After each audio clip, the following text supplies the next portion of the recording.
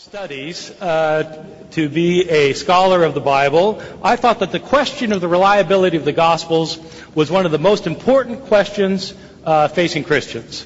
I, too, thought at that time that the Gospels were, in fact, completely reliable.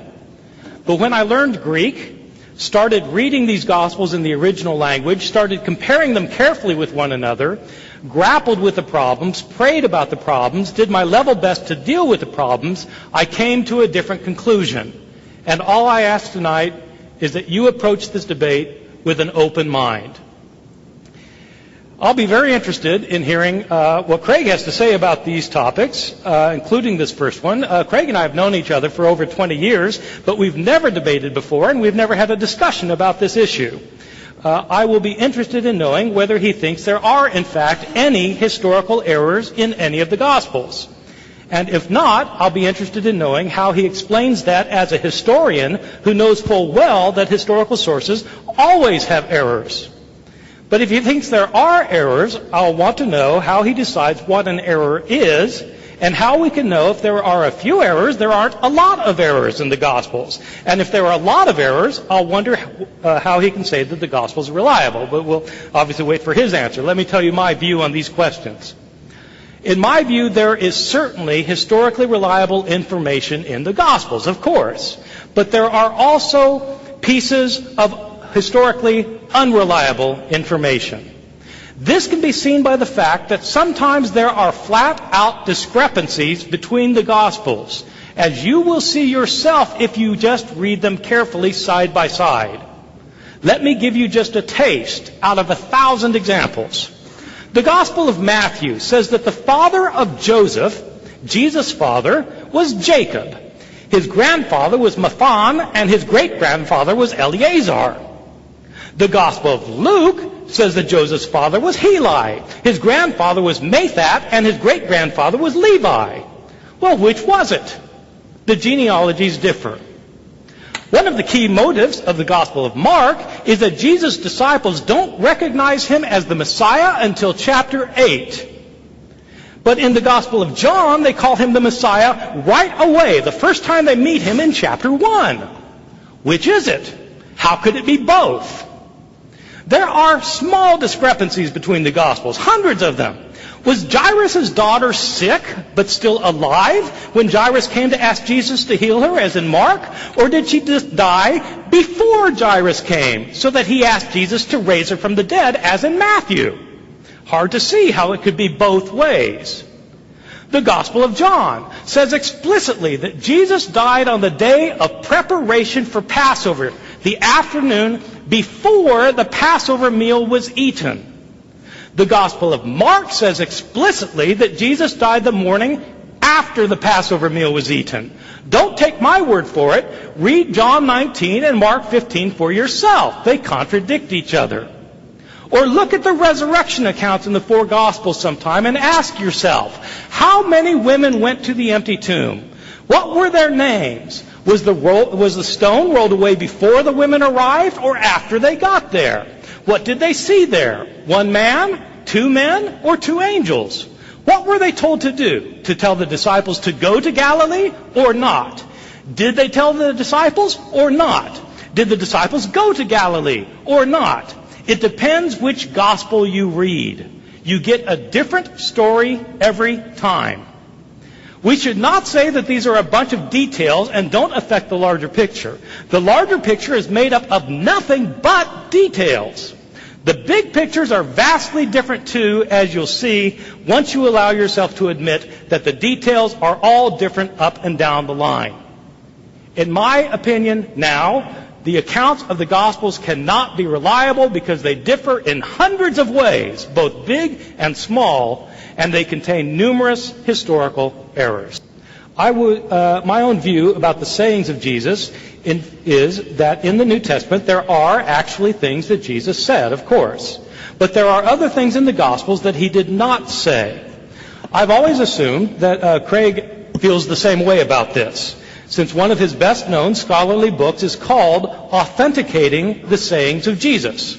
It's a book that presupposes that we have to use scholarly, historical criteria to establish what Jesus really said.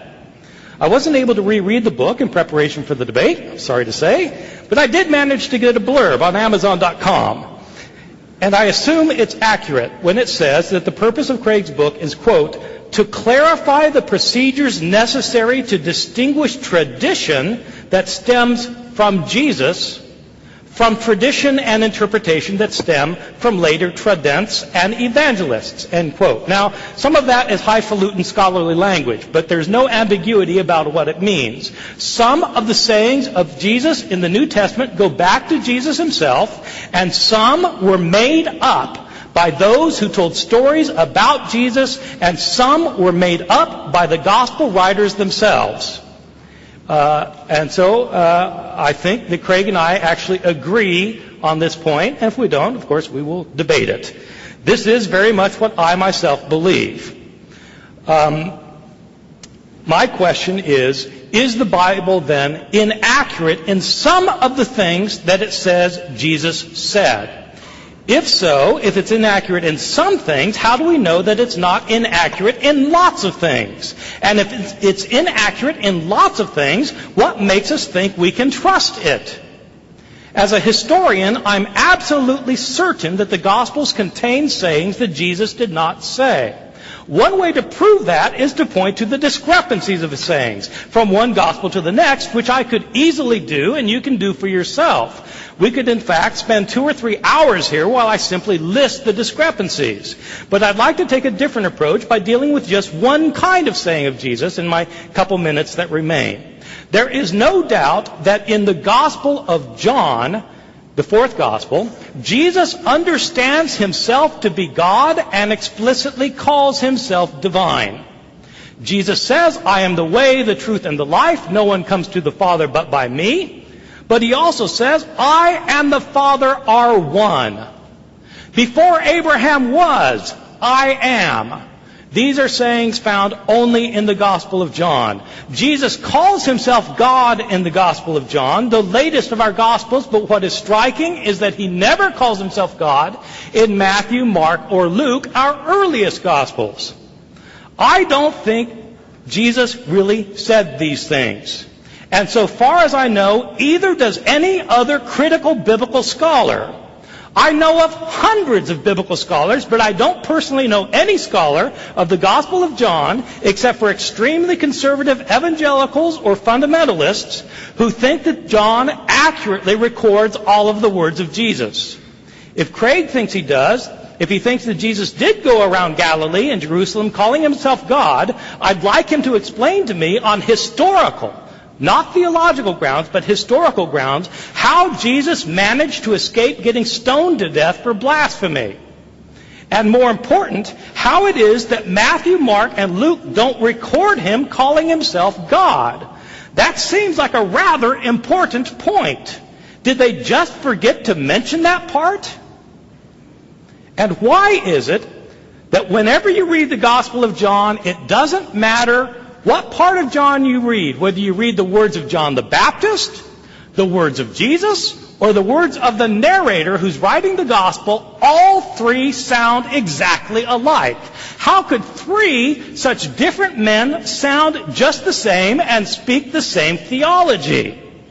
It doesn't matter what parts of John you read, it all sounds the same. Why? Because in the Gospel of John, we're not hearing three voices, John the Baptist, Jesus, and the narrator. We're hearing one voice, the voice of the author. The author has modified the voices of John the Baptist and Jesus to make them say what he wants them to say. This is not Jesus' voice we're hearing. It's the voice of the Gospel of John, the author. Why does this matter?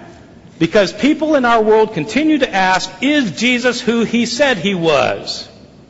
If you read the Gospel of John, you don't learn who Jesus said he was. You learn who John said he was. If they changed the words of Jesus, then how do we know where they've changed them? And where do we know we're actually reading the words of Jesus? The same thing applies to Jesus' deeds. Can we trust what the Gospels say about what Jesus did? If the stories about Jesus were sometimes changed, as Christians told and retold the stories as they adapted them, how do we know that they weren't changed a lot? before the Gospels were written down? Or are we to think that all 4 Gospels are 100% accurate with respect to Jesus' activities? If they're not 100% accurate, how do we know that they're at all accurate? And if we don't know how accurate they are, why should we trust them as historical sources? My own view is that it is absolutely certain that the Gospels did not give an accurate account of the things that Jesus did. For one thing, once again, there are many discrepancies in the accounts, as you can see for yourself, simply by reading them and comparing the Gospel stories for one another. Take any story in any of the Gospels and compare it in detail. Just do it yourself. Compare it in detail with the same story in another Gospel. You will see multiple differences. During Jesus' temptations, what was the second temptation? To jump off the temple or to bow down to worship Satan? Matthew says the first, Luke says the second. If one of the authors felt free to change the details of the story, how do you know that he didn't feel free to change the substance of the story? Did Jesus ride one animal into Jerusalem at the triumphal entry, as in Mark, or did he ride 2 animals, as in Matthew? Did Jesus have extensive conversations at his trial with Pilate, as in John? Or was he silent, except for uttering 2 words, as in Mark? How could it be both? But sometimes the stories are not simply different in minor detail. They are sometimes different in major ways. Let me give you just one example in the couple minutes I have left. Jesus, on the way to his death, in the Gospel of Mark, is completely silent. He carries his cross, or Simon of Cyrene carries his cross, and Jesus doesn't say a word. They nail him to the cross, and he's silent. He's hanging on the cross. Both robbers mock him. The passers-by mock him. Everybody mocks him, and he doesn't say anything until the very end. He cries out, Eloi, Eloi, lama sabachthani. My God, why have you forsaken me? And he dies. That's the end of the story in Mark.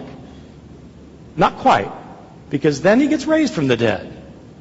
But how did he feel at the end? Compare that with the Gospel of Luke. In Luke, Jesus is not silent on the way to be crucified. He's going to be crucified, and he sees some women weeping for him by the side of the road, and he turns to them and says, Daughters of Jerusalem, don't weep for me, weep for yourselves and for your children for the fate that's to befall you. Jesus, in Luke's Gospel, is more concerned about these women than he is about his own fate. When being nailed to the cross, in Luke's Gospel, he's not silent. He says, Father, forgive them, for they don't know what they're doing. In Luke's Gospel, he's hanging on the cross and he has an intelligent conversation with one of the robbers. Only one of the robbers mocks him in Luke. The other tells the first robber to be quiet because Jesus has done nothing to deserve this. He turns his head to Jesus and says, Lord, remember me when you come into your kingdom. And Jesus replies to him, Truly I tell you, today you will be with me in paradise. In Luke's Gospel, Jesus does not feel forsaken the way he does in Mark. In Luke's Gospel, he knows he's on God's side. God is behind the proceeding. He knows what's going to happen to him. He knows why it's going to happen to him. He knows what's going to happen to him after it happens to him. He's going to wake up in paradise, and this guy's going to be with him in Luke's Gospel. And at the end, rather than crying out, my God, why have you forsaken me? He doesn't say that in Luke. In Luke's Gospel, he says, Father, into your hands I commend my spirit. And he dies. This is a very different portrayal of Jesus going to his death from Mark. What everybody does, of course, is they take Mark's account and they take Luke's account and they smash them together into one big account. So Jesus says everything that he says in Mark, everything he says in Luke, then you throw in what he says in Matthew and what he says in John, and you end up with the 7 last words of the dying Jesus, which you find in none of the Gospels. You are free to do that, to smash them all together. So that Mark's portrayal isn't right, Luke's isn't right. What's right is the one that you've combined. But realize what you've done is you've written your own gospel, rather than trusting any of the Gospels of the New Testament. The problem is the Gospels of the New Testament do not agree either on the sayings of Jesus or on the deeds of Jesus.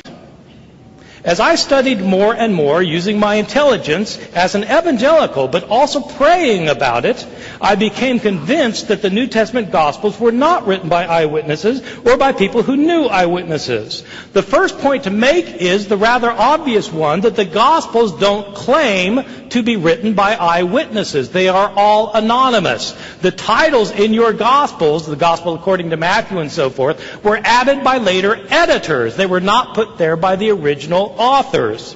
Second point, none of the Gospels claims to be written by the person whose name it bears. They don't claim to be written by eyewitnesses, and they don't claim to be written by people named Matthew, Mark, Luke, and John. Those are later traditions that were added to the Gospels. These traditions do not start appearing for about 100 years.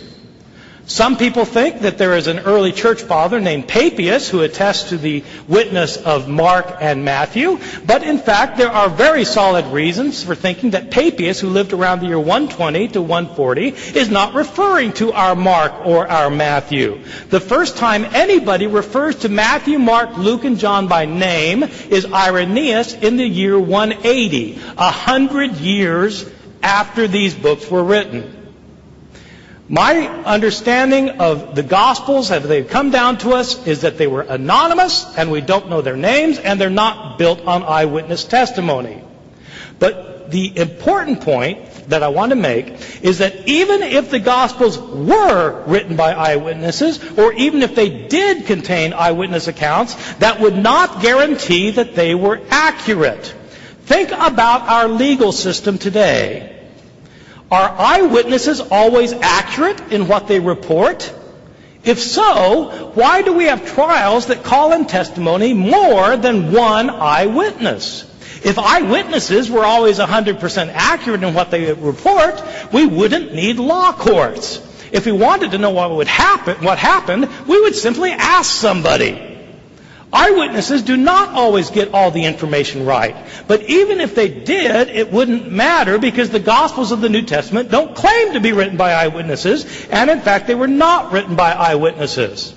The Gospel writers were living 40 to 50 to 60 years after Jesus died. They wrote the Gospels in Greek. Jesus' language was Aramaic. These Gospel writers were living in a different country. Decades later, where did they get their information from? They were not the followers of Jesus. They don't claim to be followers of Jesus, the disciples. They're written by later people decades later in a different language. Where did they get their information from? They heard stories about Jesus that had been in circulation year after year after year, decade after decade, down to the time that the gospel writers living in a different country, speaking a different language, heard the stories. What happens to oral stories when they are transmitted orally? They change. The gospel writers have discrepancies among themselves because the stories that were told and retold were changed over time, and the gospel writers themselves sometimes changed the stories. That's why there are discrepancies. That's why scholars might be able to tell you generally what Jesus was about. They can list 8 things that Jesus did, but they can't tell you the details and agree. Why can't scholars agree? Because there are so many discrepancies that the Gospels are not reliable. Did Jesus say, "Let the one who is without sin be the first to cast a stone at her"? It's a wonderful and familiar saying of Jesus, but it's based on a scribal variation that is an error. It was not originally in the New Testament Gospels, as Craig has just told us. Did Jesus say, "Neither do I condemn you. Go and sin no more"? Well, does it matter whether Jesus said it or not? Turns out it's only in a textual variant. It was not in the original New Testament. Did Jesus say, "Go into all the world and preach the gospel to the whole creation. He who believes in me and is baptized will be saved, but he who does not will be condemned"? It's found only in a textual variant. These are the signs that will accompany those who believe. In my name they will cast out demons. They will speak in new tongues. They will pick up serpents. And if they drink any deadly thing, it will not hurt them. They will lay their hands on the sick and they will recover. Does it matter if Jesus said it? It certainly matters to the Christian groups in the Appalachian Mountains who practice snake handling as part of their worship services. Did Jesus give the entire Lord's Prayer or just half of it? as in Luke? Does it matter? It depends on which manuscript you read. Or do other textual variants matter? Does it matter whether the doctrine of the Trinity is explicitly taught in the New Testament? The only verse that comes close to teaching it directly is 1 John chapter 5, verses 7 and 8. There are three that bear witness in heaven, the Father, the Word, and the Spirit, and these three are one. Does it matter if that's in the New Testament? Does it matter whether the Gospel of John ever calls Jesus the unique God or not? It's based on a textual variant. Does it matter whether the Gospel of Luke teaches a doctrine of atonement or not? The view that Jesus died for the sake of others. It depends on a textual variant. Does it matter if Jesus was in such agony before his arrest that he sweat blood? It's found in only a single textual variant of the Gospel of Luke. Does it matter that entire words, lines, paragraphs, and pages were left out by some scribes? Does it matter that there are numerous places in the New Testament where scholars cannot decide what the original text said? Does it matter that there are some places where we will never know what the original author said? Does that matter or not? Many evangelical scholars claim that it doesn't matter. But I don't believe them, because these scholars devote their lives to studying the Greek manuscripts. Why would they do that if it doesn't matter? Major evangelical seminaries raise hundreds of thousands of dollars for manuscript projects to study these manuscripts. Why would they do that if it doesn't matter? It does matter. Is the Bible a trustworthy, reliable guide? If so, what if we don't know what it originally said? For some people, these facts don't matter. And if you're one of them, well and good. But if you're someone for whom this does matter, then I would urge you to start reading and start thinking about the Gospels of the New Testament as critical scholars have described them.